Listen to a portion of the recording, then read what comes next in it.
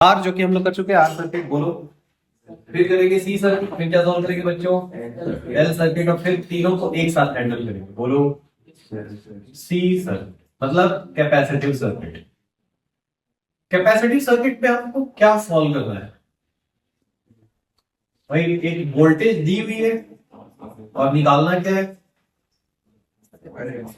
Current. क्या निकालना है, करंट।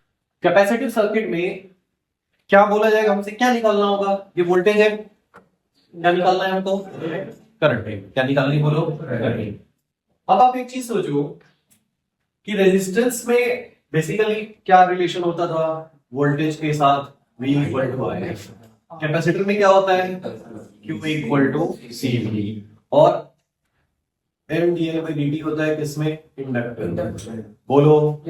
तो इसमें कोई थॉट प्रोसेस की ज्यादा जरूरत नहीं कि हम कहां से निकाल के लाएंगे। एक फॉर्मूला था जिसपे आधा कैपेसिटर बनता है chapter, Q equal to CV। इसी को एक बार क्या कर देंगे, बस हम लोग डिफरेंशिएट कर देंगे, करंट आ जाएगी बोलो।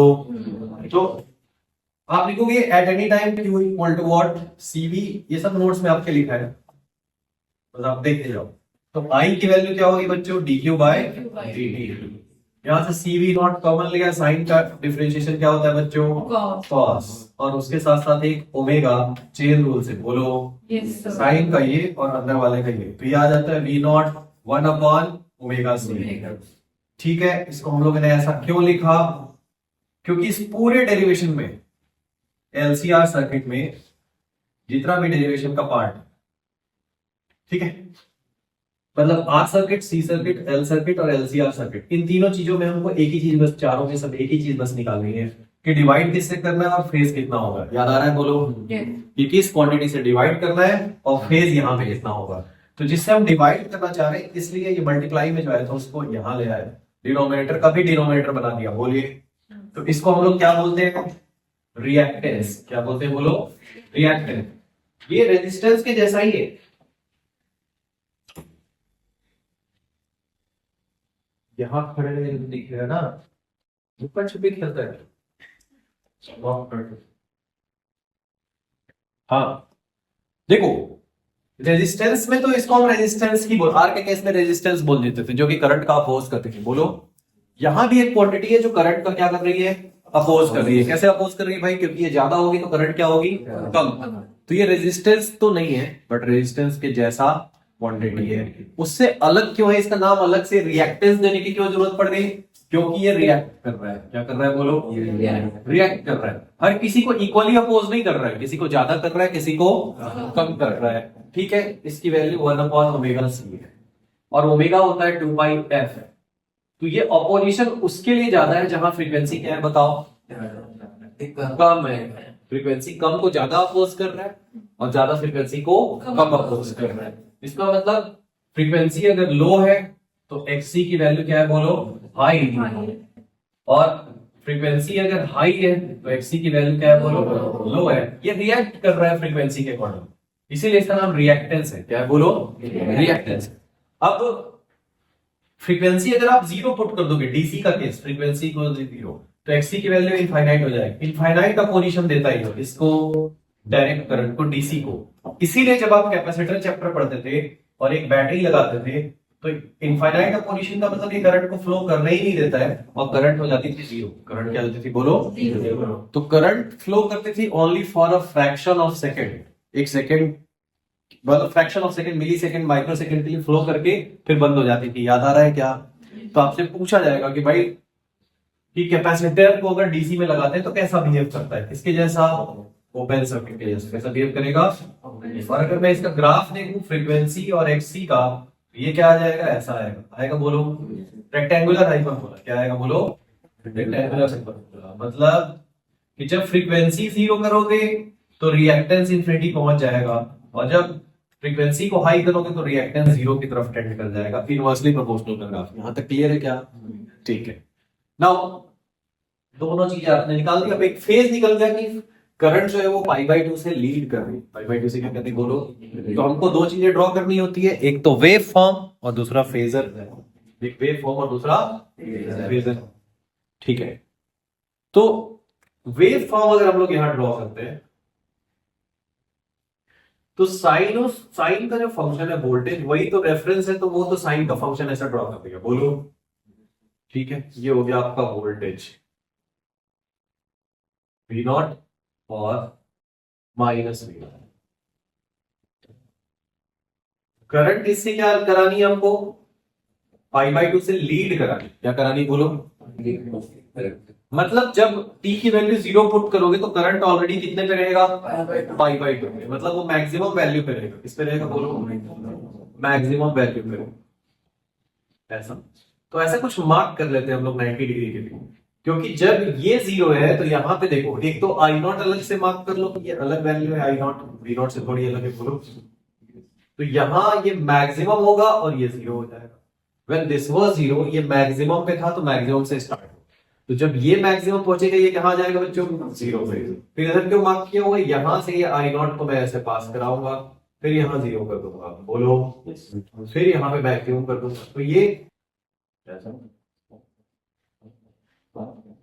क्लियर।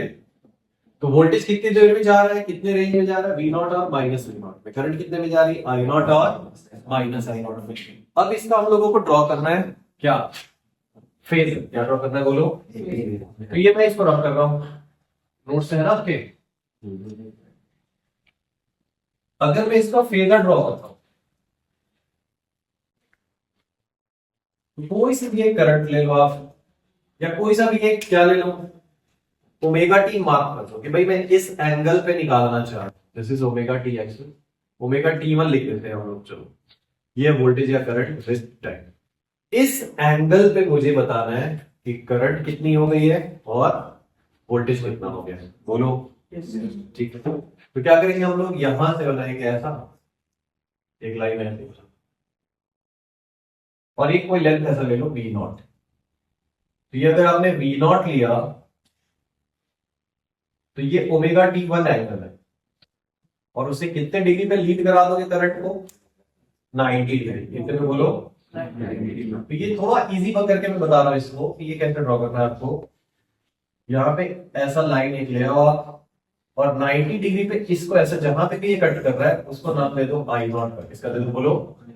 तो ये जो लेंथ है ना, मैं यहाँ लिख रहा हूँ I और ये V, कौन सी वाली वैल्यू, ये वर्टिकल वाला परपेंडिकुलर वाला। तो ये जो V वाली वैल्यू है यहाँ पे, ये सॉल्व वो है कितना, V0 साइन ओमेगा टी, क्योंकि इधर वाला कॉस होता है उधर वाला क्या होता है बोलो साइन। तो I जो होगा वो होगा I0 कॉस ओमेगा टी, हम साइन ओमेगा टी प्लस 90 में लिख सकते। कैसे कॉस होगा बच्चों, ये ओमेगा टी है, ये होगा 90 माइनस ओमेगा टी, तो इधर वाला अगेन ओमेगा टी हो जाएगा, इधर वाला अगेन क्या हो जाएगा बताओ, तो उसका कॉस कंपोनेंट हो जाएगा कॉस ओमेगा टी। कुछ समझ में आया, फिर से देखो क्या करना है, यही पे कंफ्यूज होते बच्चे। ये साइन का ग्राफ ड्रॉ किया और एक कॉस का कर दिया, ये तो कर लो क्या 90 से स्टार्ट करके जहां ये मैक्सिमम होगा वहां 0 कर देना। ये वाली जो लाइन है, किसी भी एक एंगल पे मुझे बताना है कि वोल्टेज कहां पहुंचा है, तो वोल्टेज यहां पहुंचा है। इसी लाइन को आप आगे एक्सटेंड करो, कोई भी एक ओमेगा टी एंगल लेके हम मार्क कर दो V0। तो V0 का जो इधर वाला कंपोनेंट आएगा वो साइन होगा, इधर वाला क्या होगा बच्चों कॉस। तो ये हो गया आपका V0 sign omega T, yes और नो। और I0 का इधर वाला कंपोनेंट हो जाएगा I0 cos, क्या हो जाएगा बोलो I0 cos ओमेगा टी। कुछ समझ में आ रहा है क्या, ठीक है। मान लो यहां से आपको इसको रिलेट नहीं करना, तो बिल्कुल डिटैच करके भी इस डायग्राम को आप बना सकते हो। बस इधर बना देना V और 90 डिग्री पे लीड करा के क्या बना देना I, आपको पूरा मार्क्स मिलेगा इसमें। यस और, बट उससे रिलेट कर दोगे तो थोड़ा एनसीईआरटी जैसे दिखेगा, तो थोड़ा सही मार्क्स मिलेगा बोलो। ठीक है, पहला क्वेश्चन, एक कैपेसिटर है और इसके साथ एक बल्ब कनेक्ट है, बोलो एनसीईआरटी का सॉल्व एग्जांपल। आपसे बोला जा रहा है कि एसी से इसको कनेक्ट करोगे और एक बार किससे कनेक्ट करोगे बच्चों, डीसी से। तो दोनों में क्या ऑब्जर्वेशन आएगा वो आपको बताना है बोलो। तो अगर आप इसको डीसी से कनेक्ट करते हो तो ये क्या होता है बताओ, बल्ब का मतलब रेजिस्टिव, बल्ब का मतलब और कुछ नहीं है, उसमें सिर्फ रेजिस्टेंस होता है। क्या होता है बोलो, तो क्या होगा जैसे आप इसको क्लोज करोगे, ये तो कैपेसिटर क्या होता है आपको पता है कि फ्रैक्शन ऑफ सेकंड में चार्ज हो जाएगा, उसके बाद करंट क्या हो जाएगी 0। तो इसका मतलब bulb will glow for a moment and then it will get off. ये क्या हो जाएगा बोलो ऑफ।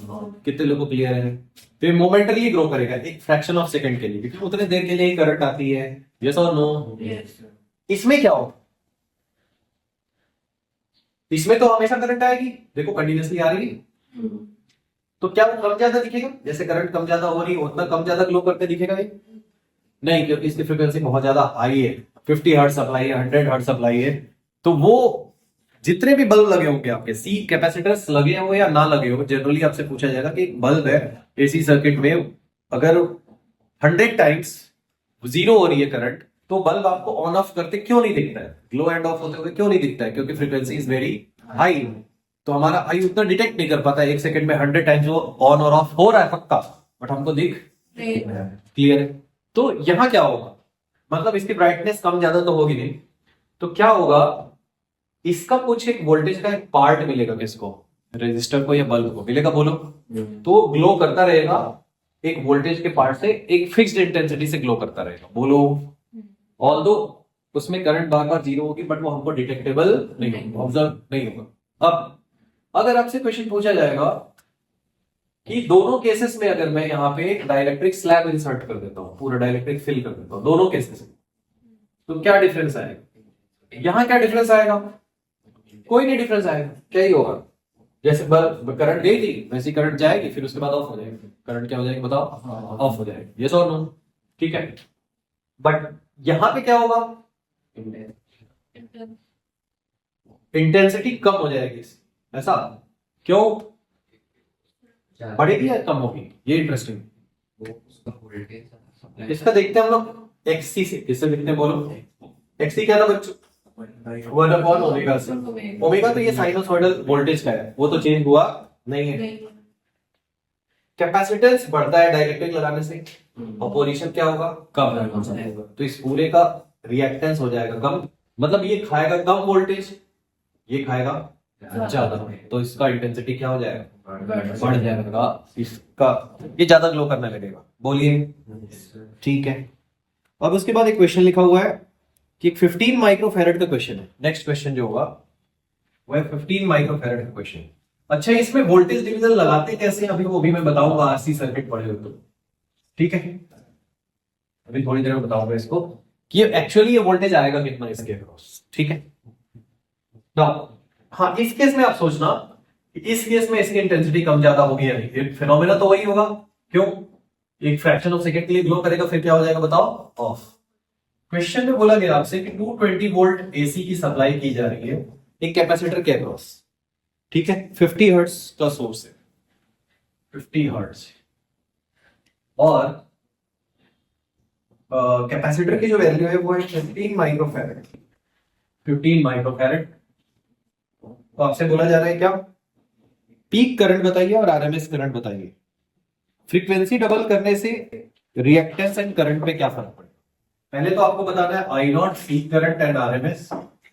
सेकेंड पार्ट बताना है फ्रीक्वेंसी इज डबल्ड, तो ये कैसे इफेक्ट होगा रिएक्टेंस एंड द करंट में, एक्सी एंड आई के साथ क्या होगा ये आपको बताना है। चलो क्या होगा बताइए थोड़ा। सबसे पहले क्या निकालते हैं हम लोग? किसी भी एसी सर्किट को सॉल्व करने के लिए सबसे पहले क्या निकालते हैं? रिएक्टेंस। क्या निकालेंगे? रिएक्टेंस। लिख लेना, कोई प्रॉब्लम नहीं, अपने छोटे वर्ड में लिख लो इसको। क्वेश्चन एसी सर्किट सॉल्व करने में सबसे पहले क्या निकालना है, ऐसे एकदम सिंपल वर्ड्स में क्वेश्चन बना लो छोटे छोटे। क्या निकालना है? Reactance and impedance.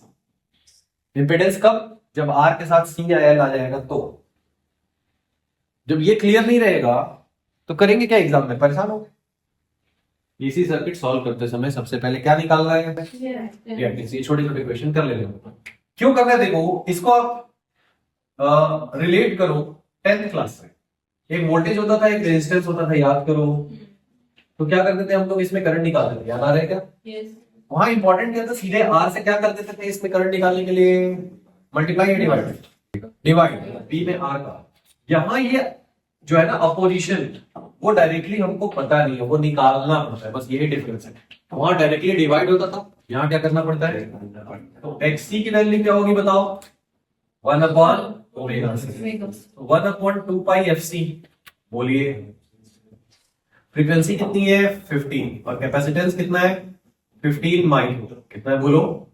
15 माइक्रो। ये देखो, ये हो गया 100, तो ये आ गया 1/15 पाई 10⁻⁻4 को ऊपर ले जाओ 10⁻4। अभी आप इसको इतना ओम लिख सकते हो, कोई प्रॉब्लम नहीं। उसके बाद peak value and RMS current. चलो, अगर मैं ये जो गिवन है बच्चों, ध्यान से देखना, कल क्लास में बताया भी है, इसको मैं अगर एक्सी से डिवाइड कर दूं तो पीक करंट मिलेगी या आरएमएस? क्या मिलेगी बताओ? आरएमएस, क्योंकि खुद गिवन क्या है बताओ? आरएमएस, कुछ भी मेंशन नहीं है, मतलब आरएमएस गिवन है। 10⁻4 अपॉन 15 पाई, बोलिए। तो ये 220 इंटू 15 पाई डिवाइडेड बाई 10⁻4। तो ये कितना हो जाएगा? 330 पाई डिवाइडेड बाई 1000। ये सब एक जीरो को यहां से कैंसिल कर दिया, तो आ गया 33 पाई डिवाइडेड बाई 100। पाई की वैल्यू 3.14 हो गई, थोड़ा सा वो 100 से ज्यादा है, कितना जाएगा? थोड़ा सा 100 से ज्यादा। तो ये करंट आ रही है 1.0। ये वाली वैल्यू स्लाइटली ग्रेटर देन 100 है, इसका मतलब ये आता है 1.04 एम्पियर। ये क्या आ गया? आरएमएस। तो पीक करंट कैसे आएगी बच्चों? इसमें क्या करना पड़ेगा? अरे √2 का मल्टीप्लाई, याद आ रहा है ना? आरएमएस निकालने के लिए डिवाइड करते हैं, तो पीक निकालने के लिए क्या करेंगे? मल्टीप्लाई करेंगे। ये करंट आ जाएगी। अब आपसे पूछा जा रहा है कि फ्रीक्वेंसी डबल करने से क्या फर्क पड़ेगा एक्सी पे और करंट पे, बताइए। फ्रीक्वेंसी डबल करेंगे बच्चों तो ये क्या हो जाएगा? एक्सी हाफ हो जाएगा। Very good. ऑपोजिशन हाफ हो गया तो करंट क्या हो जाएगी? डबल हो जाएगा। लिख सकते हैं हम लोग ऐसा? ठीक है, तो अपने वर्ड्स में लिख देना कि एक्सी की जो वैल्यू है that is 1/2 pi fc. If it is doubled, this gets half, so current gets double. Current क्या हो जाती है बोलिए? डबल हो जाती है। कितने लोग क्लियर है ऐसा? ठीक है, नेक्स्ट। उसके बाद पूछा गया आपसे एल सर्किट। अगला पार्ट क्या होगा इसका? Inductive circuit.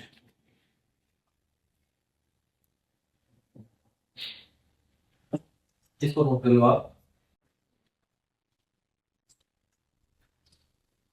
ये सब होगा वैसे तुम्हारे कोर्स में, नहीं है तो नोट कर लो थोड़ा फास्ट।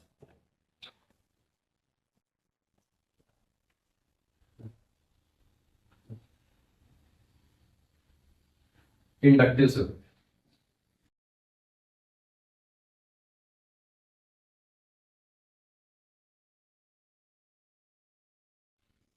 इंडक्टिव सर्किट का मतलब आपको क्या निकालना है? एक इंडक्टर कनेक्टेड होगा किसके across? V = V0 sin omega t. Voltage एक दे दिया साइनसॉइडल वोल्टेज के अक्रॉस।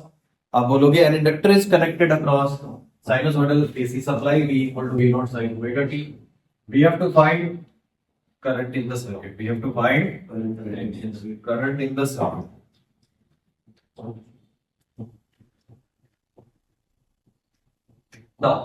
किरचॉफ रूल लगा दोगे तो V - L di/dt क्या होगा बताओ?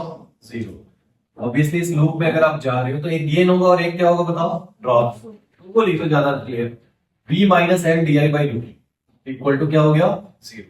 भाई एक लूप में वापस अगर आप आ रहे हो तो वोल्टेज का जो सम होना चाहिए 0 होना चाहिए, तो उसका मतलब एक पक्का पॉजिटिव होना चाहिए, दूसरा क्या होना चाहिए? नेगेटिव होना चाहिए। तो ये voltage is L di/dt, so di becomes 1/L dt and which is V0 sin omega t dt।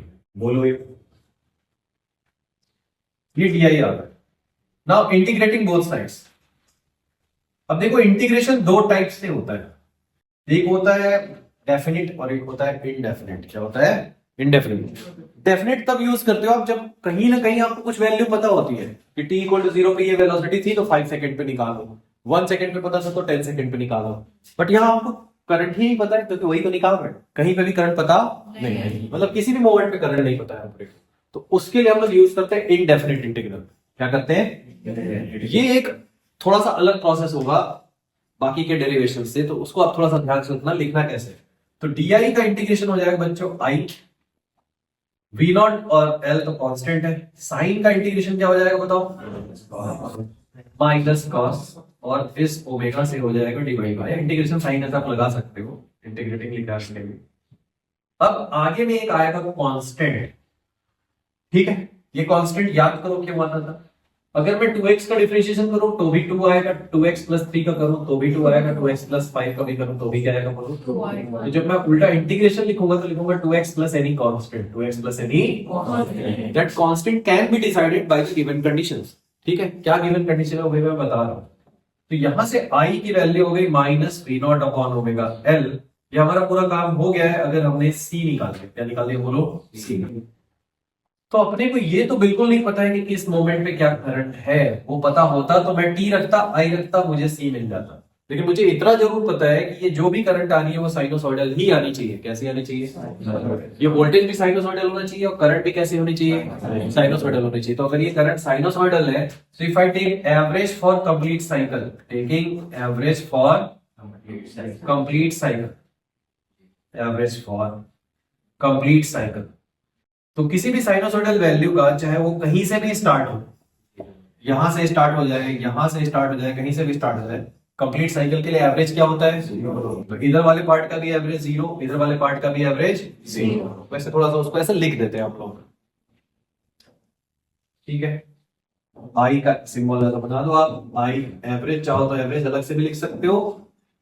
Angle bracket automatically बताता है कि वो एवरेज है। कॉस ओमेगा टी इसका एवरेज और सी का एवरेज, समझो। इसका एवरेज तो जीरो है क्योंकि ये साइनोसॉइडल वैल्यू है। इसका एवरेज भी क्या है बोलो? जीरो। और सी का एवरेज सी है क्योंकि कांस्टेंट का एवरेज वो कांस्टेंट खुद होता है। 2 2 2 3 3 3 सब एवरेज क्या होता है? कांस्टेंट। इट मींस आपको यहां से मिल गया कि सी क्या है बताओ? जीरो। तो इतना सारा हमने झमेला इसीलिए किया है ताकि हम लोग प्रूफ कर पाए C will be zero, C will be zero. C को उठा के वहां पुट कर दो, put in what you get the answer. तो हमको दो चीजें ही निकालनी होती थी कि डिवाइड किससे करना है, वो मिल गया ओमेगा एल। क्या मिल गया बच्चों?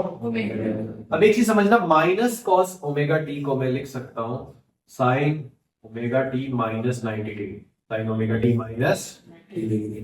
कैसे? यहां से एक माइनस कॉमन लोगे तो ये होगा sine 90 minus omega t which is cos omega t, जो कि क्या होता है बच्चों?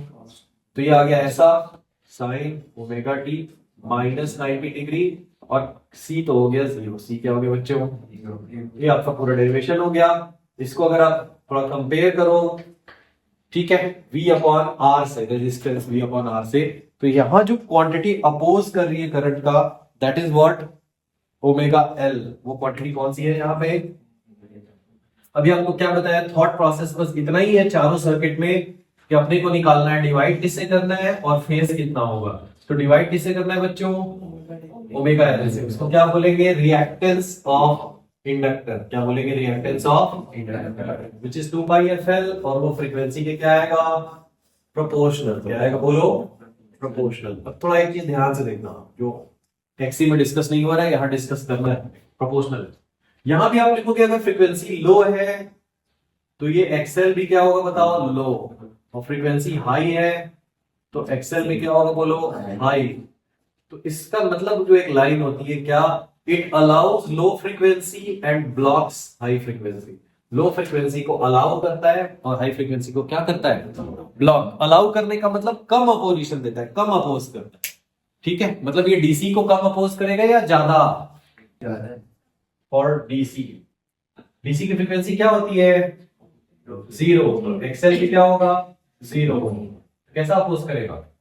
नहीं करेगा। कैपेसिटर बहुत ज्यादा अपोज करता था और वो ओपन सर्किट कर देता था। ये डीसी सर्किट में क्या हो जाता है? शॉर्ट हो जाता है। क्या हो जाता है बोलो? तो कई बार आपसे पूछा भी जाता है why don't we generally use inductors in DC circuit? Because it behaves as a short circuit. कैसा बिहेव करता है? एक फ्रैक्शन ऑफ सेकंड में ये चार्ज हो जाएगा और फिर ये शॉर्ट सर्किट के जैसे काम करेगा। याद आ रहा है कुछ? तो ये छोटा सा क्वेश्चन कई बार पूछते हैं। ये प्लेन कंडक्टिंग वायर के जैसे काम करता है। अब इसमें दो चीजें हो गई। अब आपके इसके बाद क्या ड्रॉ करना होता है? इसका फेजर और इसका वेव फॉर्म। बोलो। तो यहां ड्रॉ करते हैं इसका फेजर और वेव फॉर्म। ये हो जाएगा आपका कंप्लीट। तो फेजर में अगेन रेफरेंस किसका लोगे? साइन वाले फंक्शन का, वोल्टेज का। बोलो। ये थोड़ा सा मैं इसका ऐसा वैल्यू ज्यादा ले रहा हूं, पीक वैल्यू इतना होता नहीं है साइन का फंक्शन। इधर आप ओमेगा टी या टी लिखते हो। ठीक है, यहां ये जा रहा है वी नॉट में, तो ये 3 बार ये ग्राफ हो गया आपका कैपेसिटर रेजिस्टेंस का, तो ये धीरे धीरे तो आपको कमांड हो जाएगा। इसमें ग्राफ कहां से स्टार्ट करोगे? करंट का बच्चों, ये वोल्टेज का ग्राफ है। करंट का कहां से स्टार्ट होगा? 90 मतलब माइनस से स्टार्ट होगा। कहां से स्टार्ट होगा बोलो? फिर यहां ऐसा मार्क कर देना है, यहां मार्क कर दो आप। ये यहां से स्टार्ट होके ऐसा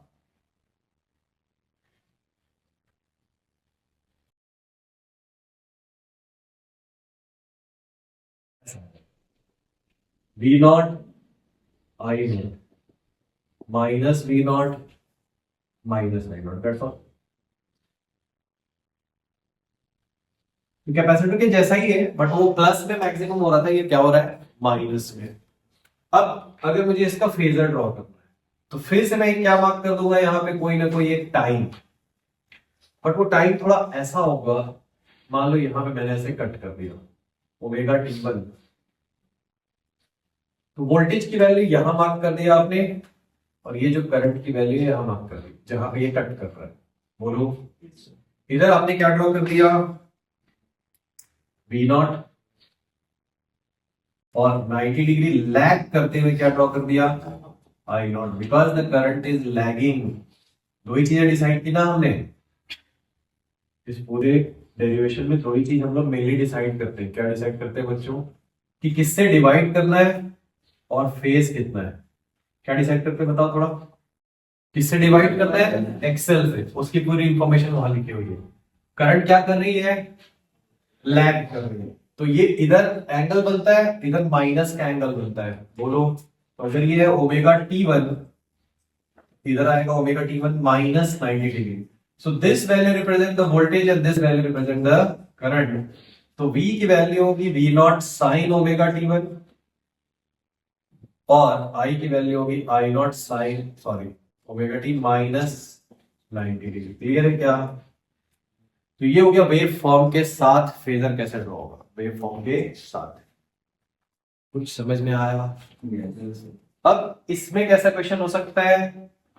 एक तो वही क्वेश्चन होगा जैसे आपने अभी कैपेसिटर में किया है, बट उसमें एक्सी निकालने के लिए आपने 1 ओमेगा सी किया था। इसमें डायरेक्टली आप क्या कर दोगे? ओमेगा एल क्या कर दोगे? बोलो, कुछ समझ में आ रही बात? चलो इस पे भी एक क्वेश्चन लिख लो आप। एनसीईआरटी वाला सॉल्व एग्जांपल मैं अभी कर रहा हूं। इसमें लिखा हुआ है pure inductor of 25 milli henry, pure inductor of 25 milli henry is connected across source of 220 volt AC. मतलब ये कौन सी वैल्यू गिवन है? आरएमएस। आपको बताना है इंडक्टिव रिएक्टेंस। क्या बताना है? बोलो, inductive reactance and RMS current. Inductive resistance and RMS current. Frequency अगर उसकी 50 हर्ट्ज है, फ्रीक्वेंसी क्या है? बोलो, 50 हर्ट्ज। नाउ सबसे पहले क्या निकालना है? रिएक्टेंस। नहीं तो फिर डिवाइड कैसे करेंगे? बोलो, तो देखो इसको ऐसा भी लिख सकते हैं ना, क्वेश्चन ऐसा भी आ सकता था आपका, वी नॉट की जगह कोई वैल्यू 220 वोल्ट, बट उसकी वैल्यू 220√2 हो जाती, क्योंकि ये आरएमएस वैल्यू है। साइन ओमेगा टी लिखा होता तो आपसे पूछा था करंट बताओ। इक्वेशन के फॉर्म में भी पूछ सकते हैं। तो याद रखना पहला टर्म बस चेंज होगा और लास्ट वाला। पहले वाले में एक्सेल से क्या हो जाएगा? डिवाइड, और लास्ट में क्या आ जाएगा? फेज। लास्ट में क्या आ जाएगा? बोलो, फेज। कितने लोग क्लियर है? एक्सेल कितना आएगा बताओ तो फटाफट। हाँ, 2πfl कितना आएगा? बोलो, और f कितना है? 50, और l की वैल्यू क्या है? 25 मिली। बोलो, तो देखो ये तो हो गया 125 पाई, और ये 100 में 10⁻³ करोगे तो एक 1/10 आएगा। मतलब 2.5 पाई ओम इज द एक्सेल। बोलिए, इसको 3.14 से मल्टीप्लाई करोगे तो क्या आएगा? 7.850 आएगा। 7.850 ओम। ये क्या है बच्चों? एक्सेल। आपसे एक और चीज पूछी गई, आरएमएस करंट। तो क्या करेंगे बच्चों इसमें? वीआरएमएस में एक्सेल का क्या कर देंगे? डिवाइड कर देंगे। बोलो, सो VRMS कितना था 220 अपॉन 7.85। ठीक है, ये कितना आएगा, तो निकाला है 28 एम्पियर। कितना निकाला है 28। और इससे डिवाइड करने में दिक्कत होती है ना, तो आप इससे किया करो, ये वाला जो टर्म आया था ना उसको यहाँ रख के डिवाइड किया तो इजीली निकल जाए। एक बार वो डेसिमल में कन्वर्ट हो गया, वो भी 2-3 डिजिट तक, तो डिवाइड करने में मुश्किल हो। तो क्या क्या समझा आपने, हो सकता है इक्वेशन इस फॉर्म में आती, हो सकता है ऐसा आ जाए, तो ऐसा आ जाए तो ये आरएमएस ले लेना। इस फॉर्म में आती तो मैं इसी को डिवाइड करके यहाँ पे क्या लिख देता, डिवाइडेड बाई 7.85 से यही आती, इसके साथ √2 आ जाता। क्या आ जाता बोलो, ये आरएमएस आ रहा है, यहाँ पीक लिखना होता है। आगे मैं यहाँ पे लिख देता -90°। क्या लिख देता बोलो। तो कैपेसिटर में हमने क्या सीखा कि करंट क्या करती है, लीड करती है, और इंडक्टर में क्या करती है, लैग करती है। बट ग्राफ से देख के कंफ्यूज नहीं होना है। ऐसा कोई इक्वेशन दिख रहा है तो अपने को लगता है कि सेकंड वाला लीड कर रहा है, बट वो लीड नहीं कर रहा है, बेसिकली फर्स्ट लीड कर रहा है, क्योंकि सेकंड तो नेगेटिव वैल्यू पे आ रहा है t=0 पे, t=0। इतना क्लियर है क्या। अब इंडक्टर पे क्या आता है कि लाइट बल्ब लिखा हुआ इंडक्टर से कनेक्ट कर दिया गया है एज शो। स्विच को क्लोज करेंगे, आयरन रॉड को इंसर्ट करेंगे, तो बल्ब क्या होगा, इंक्रीज डिक्रीज और अनचेंज्ड। बताइए।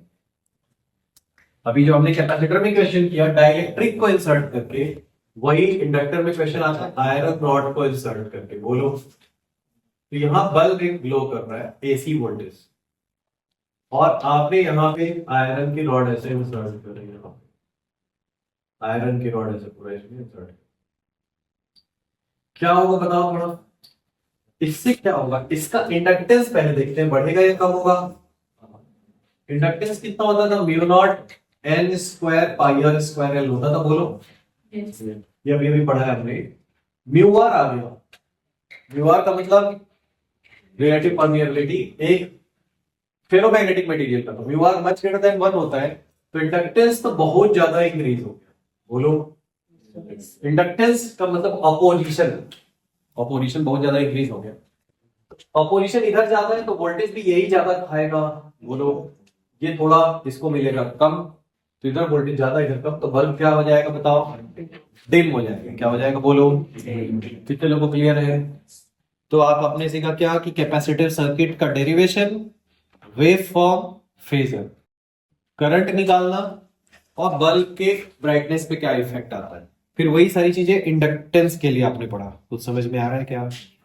अब आगे एलसीआर सर्किट। क्या है एलसीआर सर्किट, मतलब एक साथ उसमें रेजिस्टर भी होगा, कैपेसिटर भी होगा और इंडक्टर भी होगा।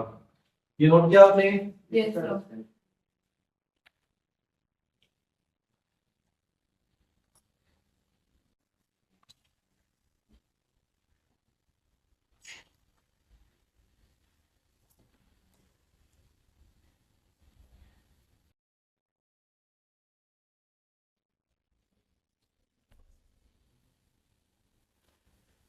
सीरीज एलसीआर सर्किट, इसको थोड़ा अच्छे से देखो।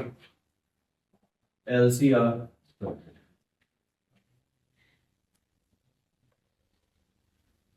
देखो पहले तो इसका मैं मेथड बता दे रहा हूं। अगर एग्जाम में आपके पास बिल्कुल ही टाइम कम बचा है, या इसका डेरिवेशन आप किसी तरीके से अगर आप नहीं कर पा रहे हो, तो इजी वाला क्या कर सकते हो वो बता रहे हो।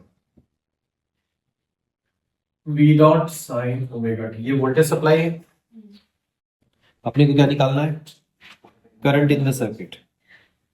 करंट का मतलब क्या, एक ऑपोजिशन और एक फेज, दो ही चीजें ना। ऑपोजिशन कितना हो रहा है और फेज डिफरेंस कितना है। बोलिए। तो एक चीज याद रखना थोड़ा सा,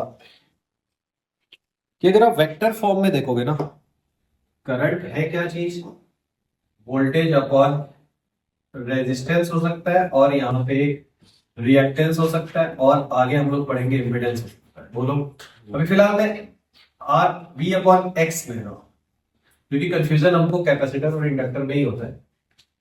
याद रखना, अगर कैपेसिटर में करंट कर रही है लीड, तो उसमें रिएक्टेंस करना चाहिए लैग। रिएक्टेंस क्या करना चाहिए? अगर मैं रिएक्टेंस को एक कॉम्प्लेक्स नंबर एज्यूम करता हूं, ठीक है, अब कॉम्प्लेक्स नंबर अगर बायो वाले बच्चों को नहीं पता है तो कोई बात नहीं, आप ऐसे समझो डिनोमिनेटर जितना बढ़ता जाता है उतनी करंट क्या होती जाती है? कम। वैसे ही एंगल के केस में भी होता है, ठीक है। वैसे तो उसको e raise to power i theta लिखते हैं, बस आप इतना याद रखना कि अगर ये करेगा कैपेसिटर में लीड तो रिएक्टेंस क्या करना चाहिए बताओ? लैग। और इंडक्टर भी ये करेगा लैग, तो ये क्या करना चाहिए? लीड। लीड लैग करने का भी लर्न करने का एक टेक्निक मैं आपको पहले बता चुका हूं कि इंडक्टर का मतलब लैग करना, कैपेसिटर का मतलब लीड करना। कैपेसिटर स्ट्रेट रहता है, इंडक्टर ऐसा लेटा हुआ मरियल सा रहता है। बोलो कौन लीड करता है? जो स्ट्रेट ऐसे खड़ा रहता है। बोलो कौन लैग करता है? जो मरियल सा रहता है। ये सब जैसा भी याद करो, याद करो। अब मुझे अगर इसका फेजर ड्रॉ करना है तो फेजर तो इसका देखो यहाँ पे ऐसा होता है, 2 मिनट भी नहीं लगता उसको ड्रॉ करने में। रेजिस्टेंस हमने ले लिया जीरो फेज पे, इंडक्टर में सॉरी कैपेसिटर में करंट कर रही है लीड, तो उसका रिएक्टेंस एक्सी क्या करेगा? बोलो लैग।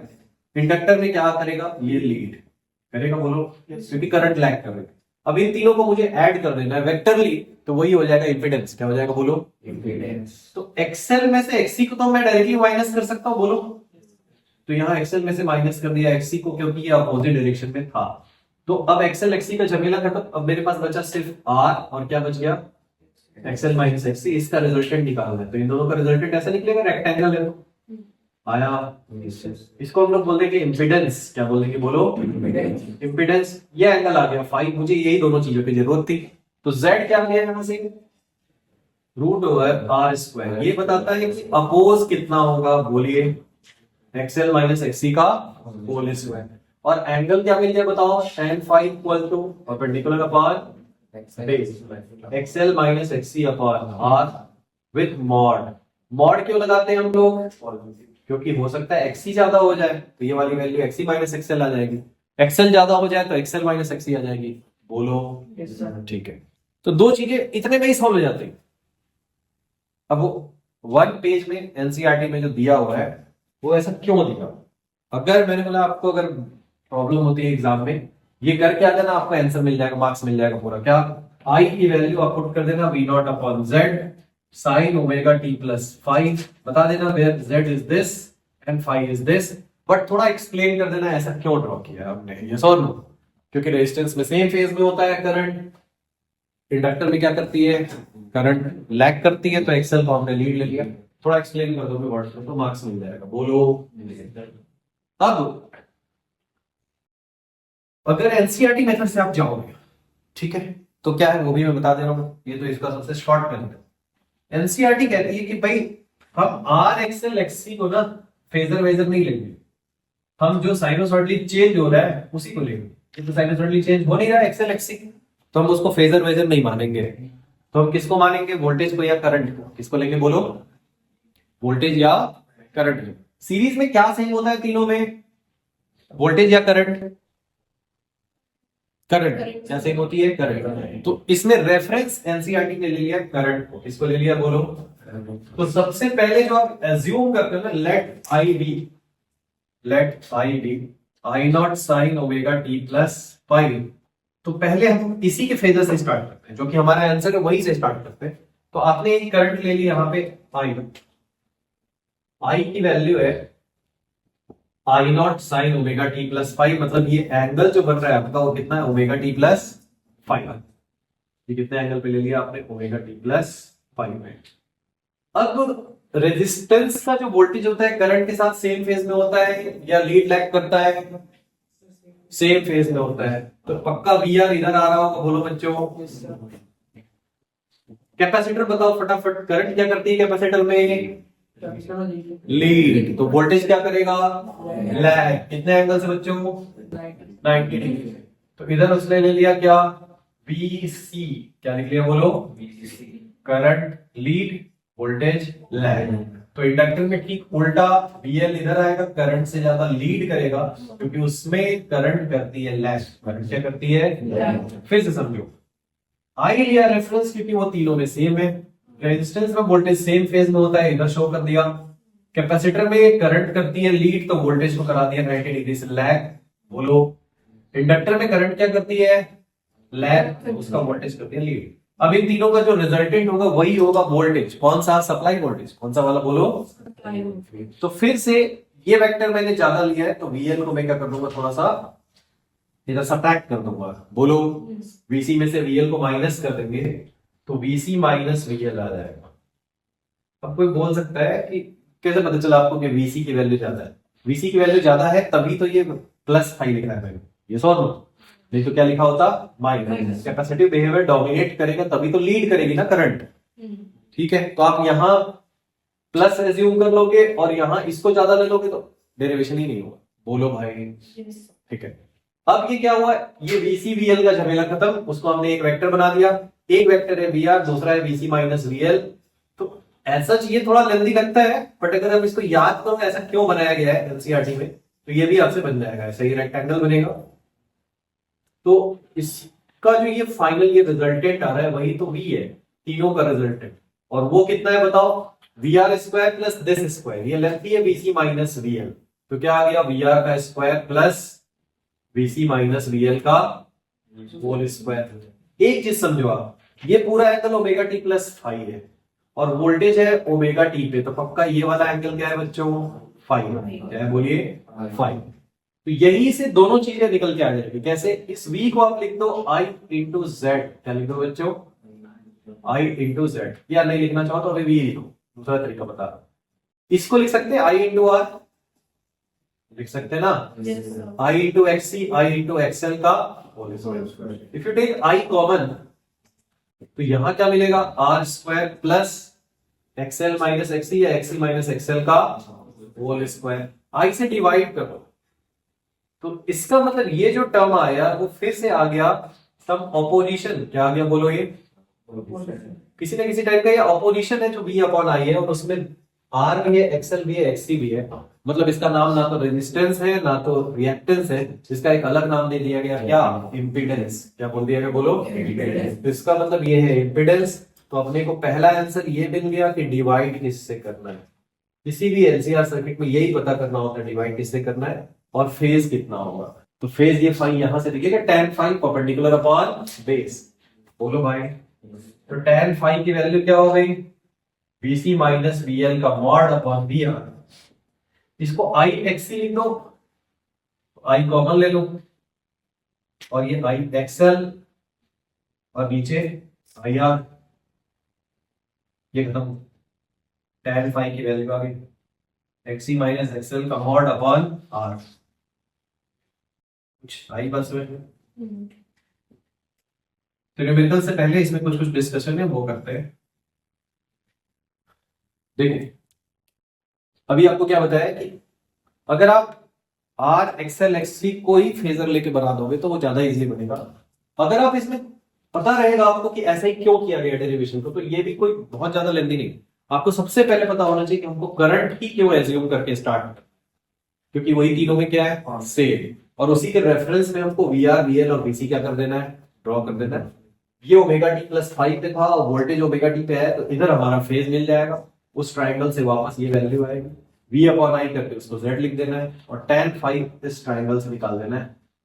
तो उससे फायदा क्या हुआ, उससे फायदा ये हुआ कि दो ही चीजें निकाली थी हमको, ये I नॉट जो है वो तो है V not upon Z sign omega T plus 5। तो ये तो हमको पहले से पता था ऐसा कोई फॉर्मेट आने वाला है, इस फॉर्मेट में Z है कितना उतना और 5 है कितना, दो ही चीजें निकालनी होती है। ये पूरा आपका सॉल्यूशन है उसका। कुछ आया तो आपने करंट निकाल दिया, अपोजिशन निकाल दिया, और क्या निकाल दिया, फेज, क्या निकाल दिया इसका, फेज। अब कुछ कुछ इसमें थोड़ा डिस्कशन होगा, क्या XC अगर ग्रेटर देन XL होगा तो क्या होगा, थोड़ा सा रेजोनेंस केस थोड़ा सा डिस्कस कर दे रहा हूं मैं। केस 1, XC की वैल्यू अगर XL से ज्यादा होगी बच्चों तो कैपेसिटिव बिहेवियर डोमिनेट करेगा, क्योंकि ये ज्यादा है, बोलो।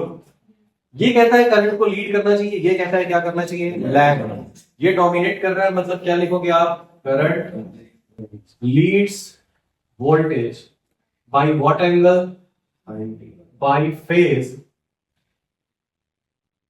tan inverse XC minus XL upon R। भाई XC डोमिनेट करेगा तो ये वाला जो है ना टर्म, ये XC minus XL आ जाएगा, तो करंट क्या करेगी बताओ, लीड। और एक्सएल की वैल्यू अगर एक्सी से ज्यादा हो गई तो क्या लिखेंगे हम लोग? Current lags voltage. कितने फेज से?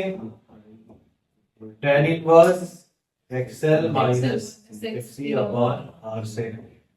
थर्ड वाला जो केस है वो सबसे इंपॉर्टेंट है। एक्सएल की वैल्यू एक्सी होते पे क्या होता है?